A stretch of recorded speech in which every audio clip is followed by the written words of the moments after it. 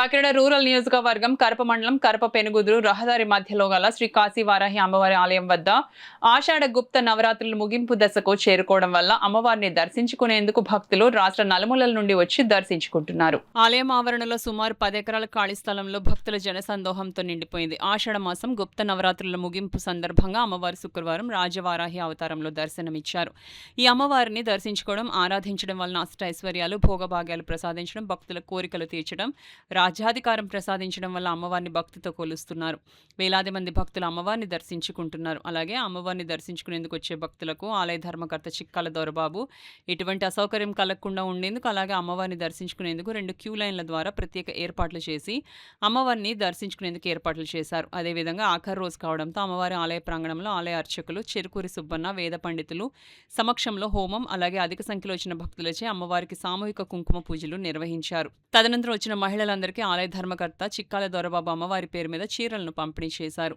ఈ సందర్భంగా ఆలయ ధర్మకర్త చిక్కాల దొరబాబు ఈ 11 రోజులతో పాటు శ్రీ శ్రీ కాశీవారాహి అమ్మవారి గుప్త నవరాత్రులు ఘనంగా నిర్వహించడం జరిగిందన్నారు. అమ్మవారి శక్తి, మహిమ వల్ల భక్తులు కోరిన కోరికలు తీర్చడం జరుగుతుందని అన్నారు.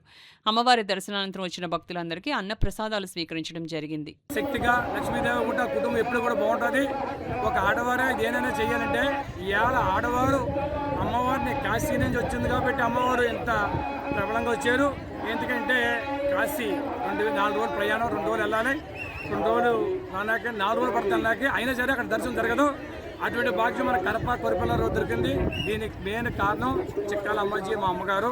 వేళ అవ్వలేదు కానీ పెట్టుబాబు భయపడకు, నువ్వు బాగా చేస్తావు కదా, ఇది మాకు ఆరోగ్య ఇది ఎంత అద్భుతం జరుగుతుందంటే అమ్మవారు ప్రభావం ఉన్నవారు కాబట్టి జరుగుతుంది తప్ప వేళ ఎవరి జీవితంలో కూడా ఖాళీ లేదు. అటువంటిది అయినా సరే 10 రోజుల నుంచి ఏకదాటిగా వస్తున్నారంటే ఇదంతా అమ్మవారి కృప, ఇదంతా అమ్మవారి దయ. ఎందుకంటే మానవ జీవితంలో ఏది శాశ్వతం కాదు, చేసుకునే క్రతువు చేసుకునేది. 10 రోజుల నుంచి అన్నదానం, వేళ 10,000 మంది చీరలు కూడా పెంచబెడుతున్నాం. వచ్చిన అమ్మవారి చీరలు కొన్ని ఉన్నాం, 2 కలిసి మిక్స్ చేసి ఇస్తున్నాం.